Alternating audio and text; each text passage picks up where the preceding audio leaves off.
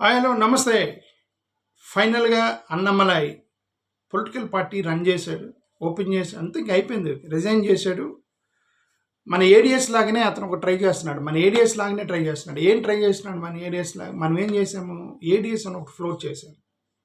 ఈ ADs float చేసి ఈ ఈ దీన్ని వచ్చే రోజుల్లో ఏమో మీకొచ్చి ప్రజల్లోంచి రెస్పాన్స్‌ని బట్టి వేరే పార్టీగా కన్వర్ట్ అయిద్దా, ఈ ఏడీఎస్ పార్టీగా టర్న్ అయిద్దా లేదనేది ప్రజల నుంచి వచ్చిన రెస్పాన్స్ని బట్టి ఉండిద్ది. ఓకే, నా చేతిలో ఏం లేదు. ప్రజల నుంచి వచ్చిన రెస్పాన్స్ని బట్టి అది పొలిటికల్ పార్టీకి ఏమైద్దా లేదంటే ఆన్లైన్లోనే ఎలాగే డిఫెండ్ అయితే మీ ఇష్టం. మీ చేతిలో పెడుతున్న ఏడీఎస్ని ఏం చేస్తారనేది ఇక ఆంధ్రప్రదేశ్ దళిత ప్రజల చేతిలో పెడుతున్నారు. మీ ఇష్టం. అలాగే అతను ఒక సంస్థ పెట్టాడు ప్రస్తుతానికి. ఎవరు?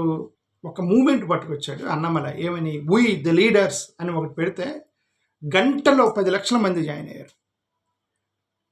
అంటే నేను మన ఏడియస్తో కూడా పోలీసులు, ఎందుకంటే మన ఏడియస్లో కూడా మనం పెట్టిన గంటలో ఒక 1000-2000 మన కెపాసిటీకి 1000-2000 మంది దళిత కాలనీలు ఆంధ్రప్రదేశ్ నుంచి ఇచ్చారంటే గ్రేట్. మనం ఓకే, మొత్తం ఒక 20-30 గ్రూపుల్లో వచ్చి జాయిన్ అయ్యారు వీళ్ళందరూ అంటే ఒక 2000-3000 మంది జాయిన్ అయ్యారంటే గ్రేట్. మన కెపాసిటీకి అది గ్రేట్. సో అతనికి స్టేట్ లెవెల్ లీడర్ కాబట్టి, అతనికి బీజేపీ ఫాలోవర్స్ ఉన్నారు కాబట్టి అతనికి ఒక గంటలో ఐ థింక్ 6-7 లక్షల మంది కొన్ని గంటల్లోనే ఫాలోవర్స్ అటాచ్ అయ్యారు అన్నమలైకి.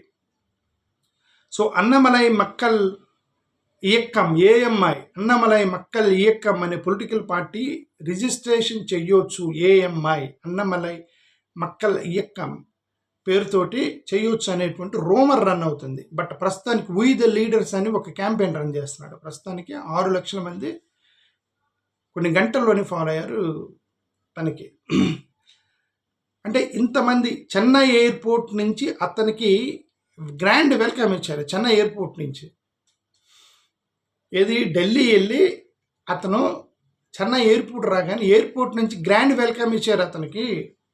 సోషల్ మీడియా డిస్కషన్స్ అన్నీ కూడా బాగా ఇంటెన్స్ అయిపోయినాయి అతని మీద. సపోర్టర్స్ మొత్తం కూడా అసలుకి బీజేపీకి స్ట్రాంగెస్ట్ ఫేస్ ఇతనే అయినా సరే మీరు ఇతను ఎందుకు పోగొట్టుకున్నారనే ఫీలింగులో వీళ్ళందరూ ఉన్నారో ఒకటి అర్థమైంది. సో అందరూ కూడా ఏంటంటే రిజిస్ట్రేషన్స్, ఆన్లైన్ రిజిస్ట్రేషన్స్ ఫుల్గా చేస్తున్నారు. మరి నీ గతంలో చెప్పినట్టుగా it will directly effect Bharatiya Janata party. Even though Bharatiya Janata party వాళ్ళు రియాక్ట్ అయ్యారు ఏంటంటే దెర్ ఇస్ నో లాస్, దీనివల్ల మాకు నష్టమేం లేదు అని బీజేపీ వాళ్ళు చెప్పారు.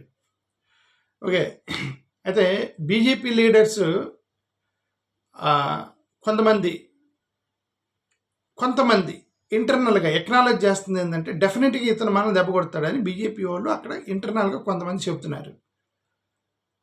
అతని కాంట్రిబ్యూషన్ మనం డెనీ చేయలేము.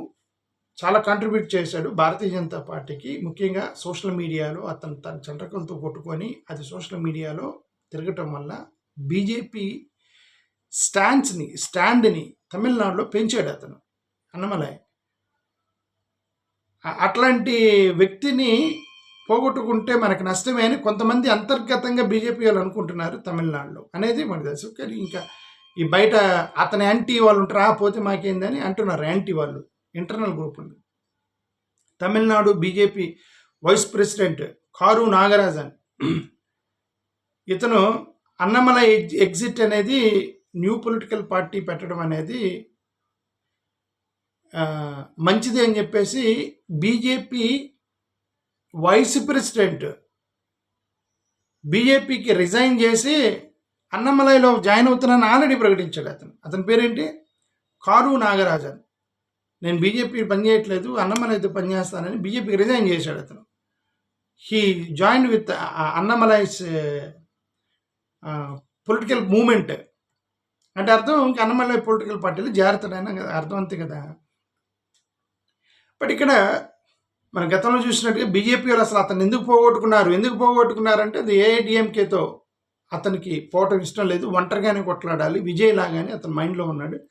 ముఖ్యంగా విజయ్ గవర్నమెంట్ వచ్చిన తర్వాత అతను రియలైజ్ అయ్యింటుంటే నేను చెప్పింది కరెక్ట్, మనం ఒంటరిగా వెళ్ళుంటే మనకు ఓట్లు పడేయాము, ఆ మూమెంట్ షిఫ్ట్ మనకు వచ్చేదేమో, ఏఐడిఎంకే వల్ల ఓడిపోయామని అతను ఆ మైండ్లో ఉన్నాడు. మోరోవర్ అతను సైడ్ లైన్ చేశారు, అతను టికెట్ ఇవ్వలేదు, అతను మాట వింటలేదు.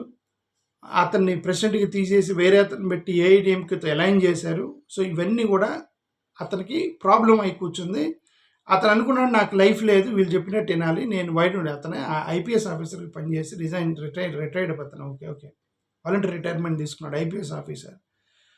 అతను కొద్దిగా విల్ పవర్ బాగానే ఉండేది కదా! సో, అతను వేసుకున్నాడు. ఇప్పుడు అతను పొలిటికల్ పార్టీ పెడదాం సిద్ధంగా ఉన్నాడు అన్నమలై అనేది ఒకటి మనకు అర్థమైంది. అతను పొలిటికల్ పార్టీ పెట్టినా నాకు తెలిసిన వరకు అతను హిందుత్వ రాజకీయమే చేస్తాడు అతను. ఎందుకంటే బీజేపీ ఆల్టర్నేటివ్ పార్టీ కదా!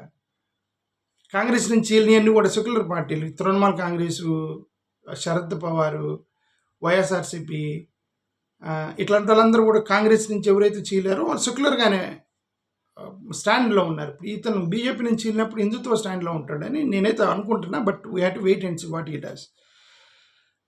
అతని పర్సనల్ ఇమేజ్ ఉంది, సోషల్ మీడియా ఫుల్ ఫాలోయింగ్ ఉంది. అతనికి యంగ్ ఓటర్స్ మధ్య మంచి ఫాలోఅప్ రికగ్నేషన్ ఉంది అతనికి. So, energetic clean leader. ఎందుకంటే అతను ఇంతవరకు ఎక్కడ ఎన్నిక అవ్వలేదు కాబట్టి కరప్షన్ ఇవన్నీ ఉండవు కదా అతని పేరు మీద. ఒకవేళ ఐపీఎస్ ఆఫీసర్ మీద ఉన్న కరప్షన్ వాళ్ళు చేసిన పెద్ద బయటపడరు కదా. రాజకీయ నాయకుడిని ఎక్స్పోజ్ చేసినట్టు పోలీస్ ఆఫీసర్ని ఎక్స్పోజ్ చేయరు కరప్షన్లో. కాబట్టి అది క్లీన్ రికార్డ్ ఉంది అతనికి. అయినప్పటికీ కూడా ఇప్పుడు we have to wait and see. నిజంగా డిఎంకేని తట్టుకోగలడా? డిఎంకే అపోజిషన్, టీవీకే గవర్నమెంట్. డిఎంకేని మించి అపోజిషన్ పాత్ర అతను పోషిస్తే తప్ప డిఎంకేని డామినేట్ చేయలేడు. అతను ఇప్పుడు అపోజిషన్ రూలింగ్లో విజయ్ ఉన్నాడు. ఇప్పుడు అతను పార్టీ నుంచి పైకి రావాలంటే అతను అపోజిషన్ పాత్ర పోషించాలి కదా. ఇప్పుడు అది డిఎంకేకి మించి చేస్తాడు అతను అనేది మనం వెయిట్ చేసి చూడాలి. అది చేస్తేనే డిఎంకేని తొక్కి ఇతను అపోజిషన్ లీడర్గా ఎదగగలడు. టీవీకే తోటి గవర్నమెంట్ రూలింగ్ పార్టీతో కదా కొట్లాడాలి.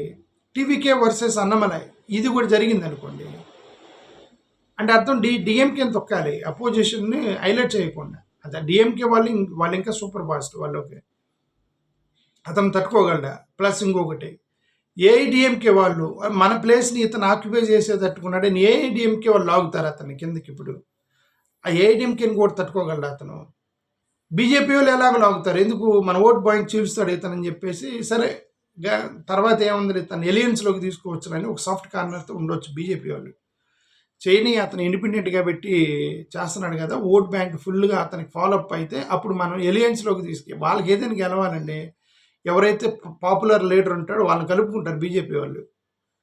సో ఆ మైండ్తో ఉండి అతను పెద్దగా ఇబ్బంది పెట్టకపోవచ్చు బీజేపీ వాళ్ళు, నేనైతే అనుకున్నా.